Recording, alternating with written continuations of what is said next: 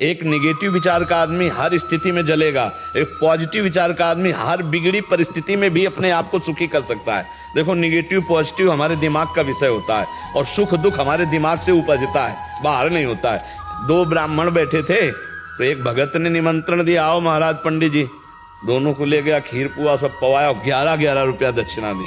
एक निकला मुस्कुराते हुए और एक निकला जलते हुए। तो एक आदमी ने पूछा कि पंडित जी, आप मुस्कुरा रहे हो और आप जलन महसूस हो रही है आपके चेहरे से।